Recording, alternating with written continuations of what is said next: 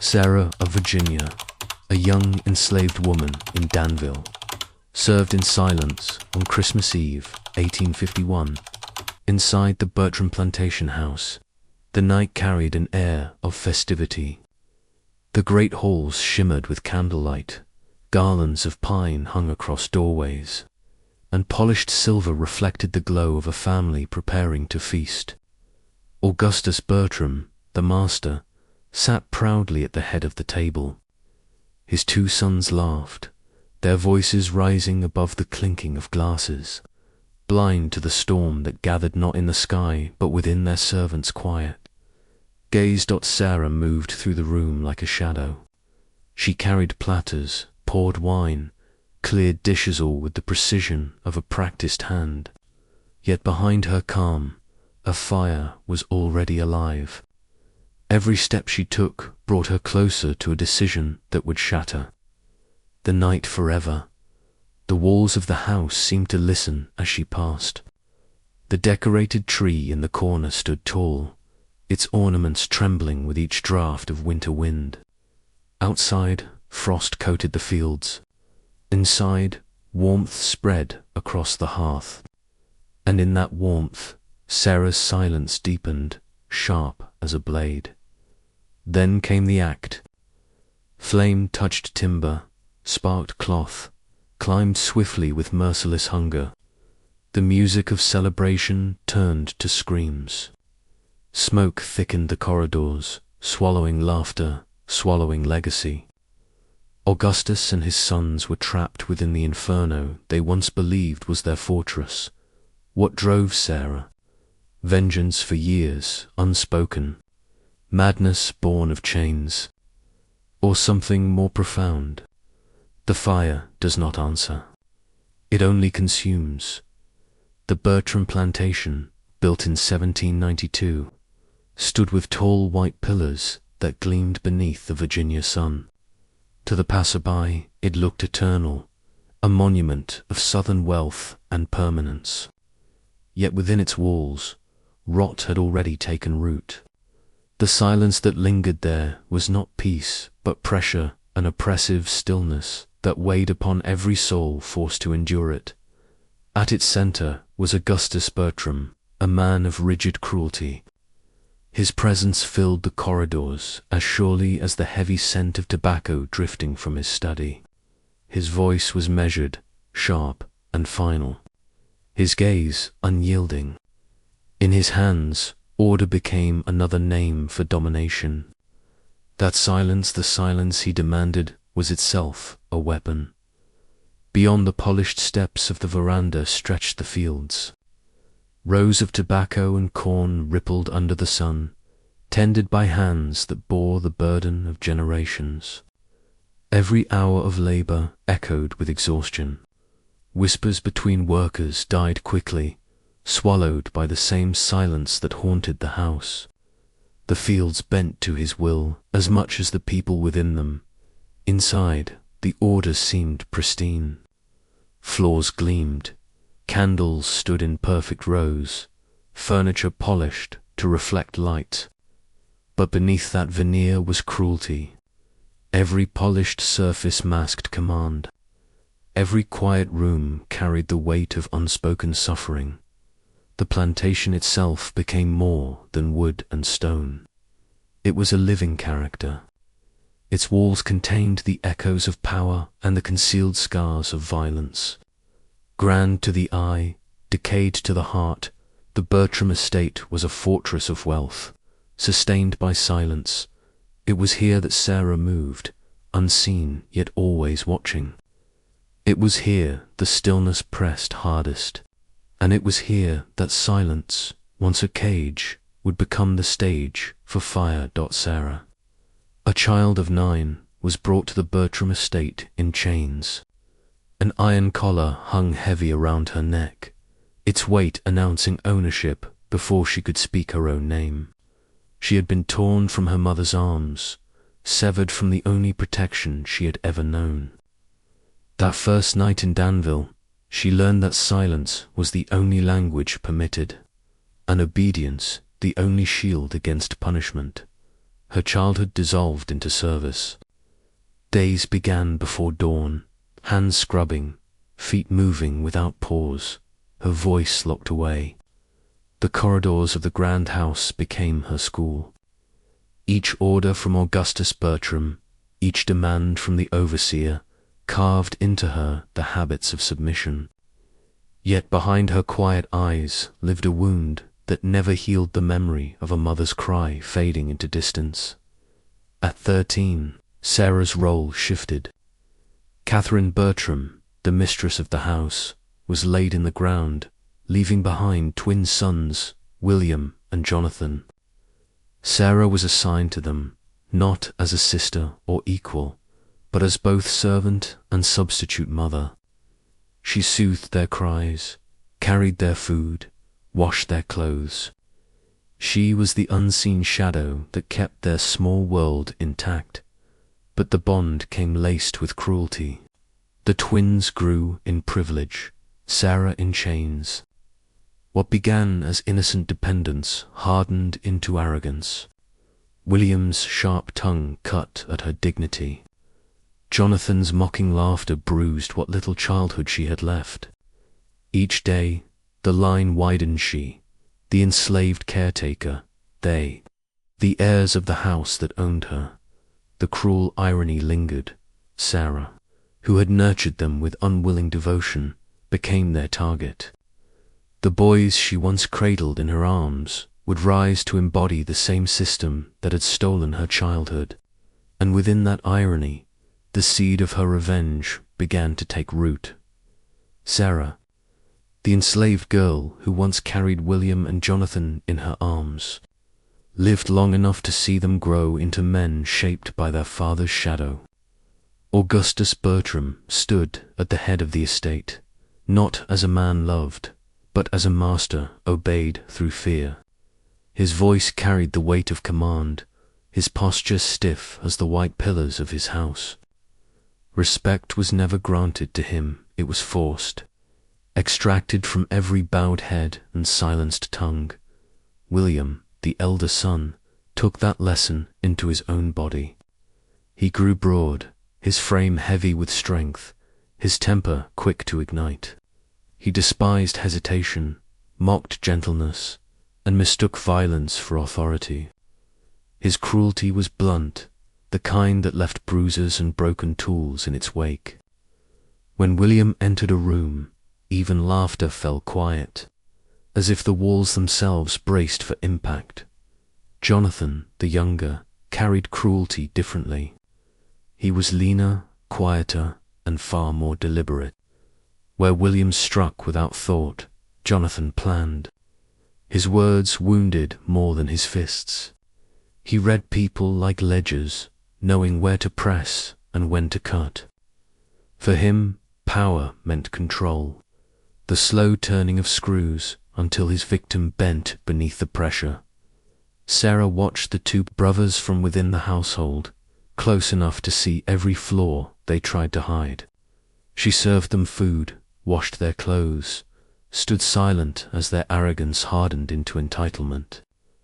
Power and cruelty took different forms in their hands, one through force, the other through manipulation. And though Sarah was powerless to resist, each act of domination etched itself into her memory. It was here, in the daily theatre of the Bertram men, that Sarah's motive deepened.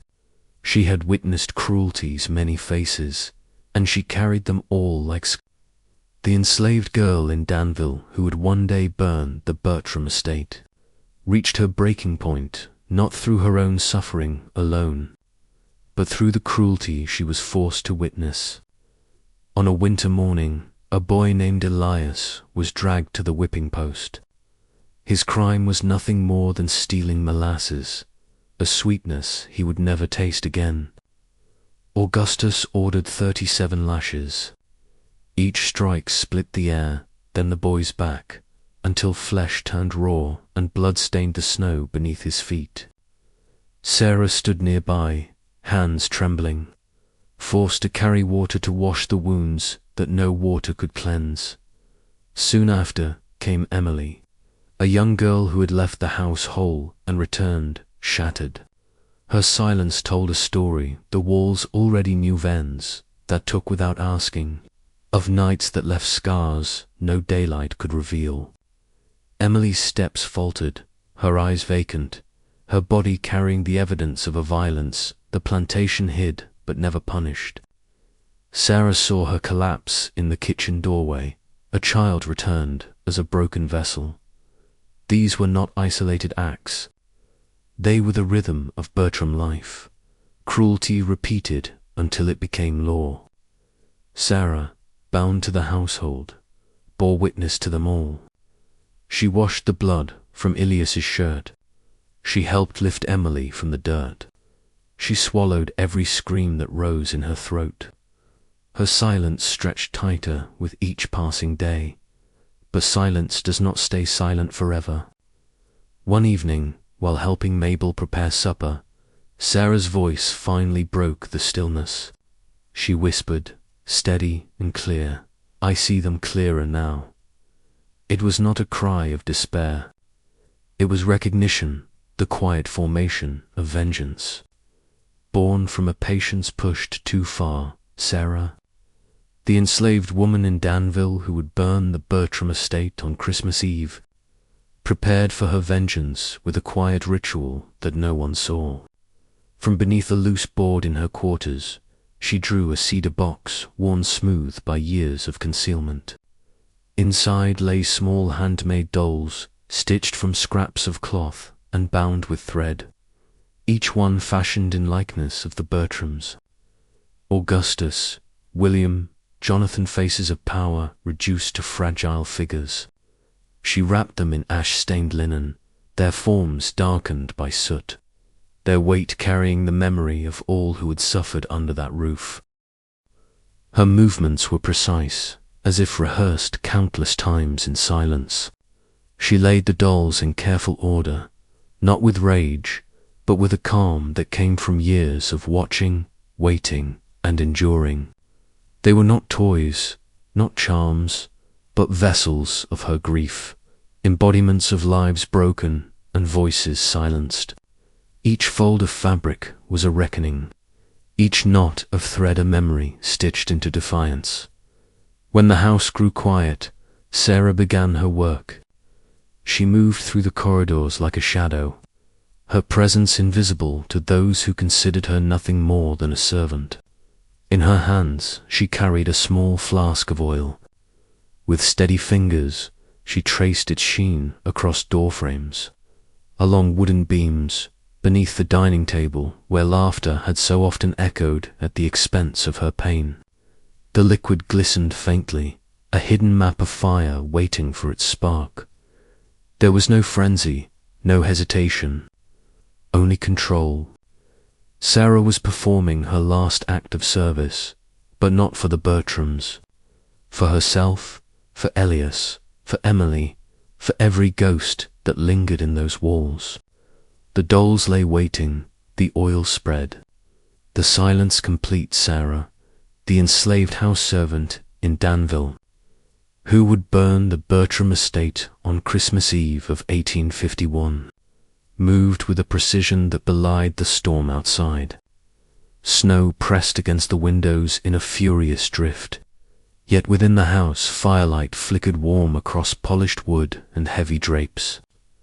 Guests had gathered in the parlor, their voices rising and falling in laughter strained by drink.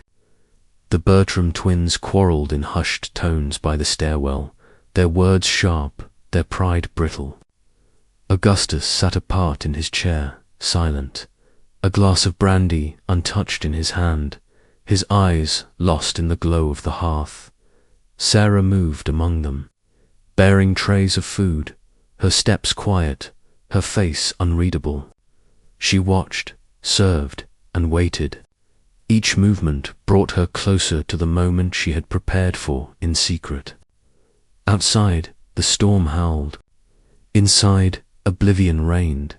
When the hour grew late and the last of the guests withdrew to their chambers, silence fell heavy across the grand house. Sarah descended the narrow steps into the cellar. The air was damp, the stone walls cold. From a hidden corner she drew forth the flask of oil, its weight familiar in her hands. Slowly, deliberately, she spread it along the beams, beneath the stairwell, across the wooden floorboards that fed into the heart of the house. Returning above, she placed the small cloth dolls upon the mantel, figures of Augustus and his sons, wrapped in soot-stained linen, their forms waiting for judgment. Midnight tolled. Sarah struck the flame.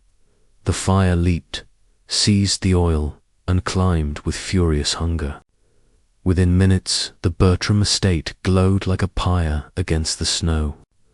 Augustus and his sons were trapped inside, consumed by the inferno, their legacy ending not with triumph, but in silence and fire. Sarah, the enslaved house servant in Danville who set fire to the Bertram estate on Christmas Eve of 1851, was found at dawn sitting beside the well. Her skin bore burns that cut across her arms and neck, yet her gaze was steady, fixed on the ruins smouldering behind her. The great house was gone. Its pillars collapsed, its chambers reduced to blackened beams and drifting ash. Among the rubble lay fragments of rings, twisted silver buckles, and the brittle remains of bone wealth and blood mingled in the silence of ruin. When the townspeople gathered, they spoke in whispers. Some crossed themselves, others spat on the ground. A family of status had been wiped away in a single night. Their legacy turned to smoke. Sarah did not run. She did not weep. She sat calm, her figure stark against the frost, as though waiting to be taken. In January 1852, she was brought to the courthouse in Danville. The journey passed through streets lined with eyes that dared not meet hers for long. Rumor had already consumed the community. Some called her a monster, shaped by vengeance and fire. Others muttered she was a curse sent upon the Bertrams, a reckoning no one else dared speak aloud. Few said her name at all, as if the syllables themselves carried danger. Inside the courthouse, interrogators pressed her with questions. What had she planned? Who had aided her? How long had the thought burned within her mind? Sarah offered no words. Silence became her defense, her rebellion. Even in chains, her stillness unsettled those around her more than any confession might. The estate lay in ashes, but Sarah's composure endured. Where wealth had crumbled, she remained unbroken. Her silence heavier than fire itself. Sarah, the enslaved servant of Danville who set the Bertram estate ablaze, now stood in the courthouse. The year was 1852, and the chamber was crowded. Men pressed shoulder to shoulder, women clutched kerchiefs, all eager to watch judgment fall. She wore a plain borrowed dress, the fabric loose against her frame, her wrists bound. The air buzzed with whispers, yet Sarah's presence remained composed, still as stone. Witnesses rose one by one.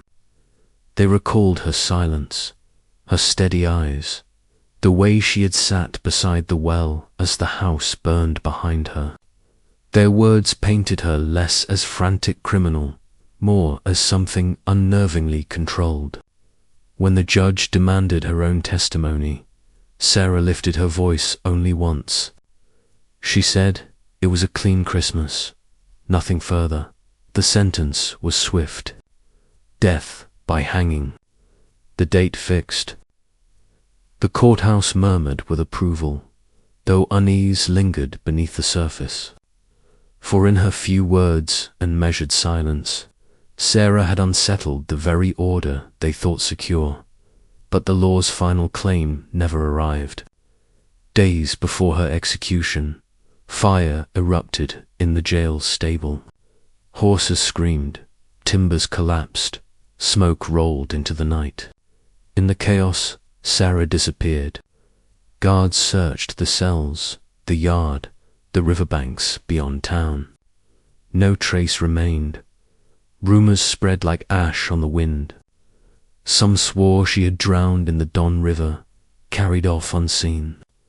Others believed allies guided her west into the shifting frontier where the law could not follow. Still others insisted she burned with the stable itself, though no body was ever found. Sarah's trial ended in a verdict, but her story did not. Condemned as criminal, remembered as legend. She slipped beyond the reach of history, leaving only questions in the smoke. Sarah, the enslaved servant who burned the Bertram estate in Danville, left behind more than ruins. Her act of fire was not only vengeance, but a mirror held to the system that had shaped her suffering. The mansion's ashes stood as evidence. Wealth built on bondage could collapse in a single night. What the Bertrams inflicted returned upon them, reduced to smoke and bone. In the years that followed, her name did not fade. It lingered in rumor, in fragments carried through towns and fields. Some claimed they saw her in drifting snow, walking with quiet purpose. Others whispered that the ground near the ruins refused to grow, as if scorched not by flame alone, but by memory itself. Her absence carried weight. Her silence spoke louder than testimony ever could. From a wider lens, Sarah's fire was never just personal. It was a reckoning, a disruption that forced even the most resistant to confront the rot of slavery. Where courts sought to condemn, her vanishing denied them closure. Where masters imagined control, her act carved open their illusion. This was just one act of vengeance carved into America's shadowed past. And there are more. Stories buried, stories silenced, stories that demand to be told. So stay with us. Subscribe, because the next story may chill you even deeper and remind you that history never truly dies. The story does not resolve into comfort. It resists neat endings. Fire devours, but it also testifies. In Sarah's hands, it became a final word, unflinching, unforgettable. The Bertram estate vanished in flames, yet her defiance endured. And in that endurance, she transformed from servant to symbol, leaving history not with peace, but with the echo of burning.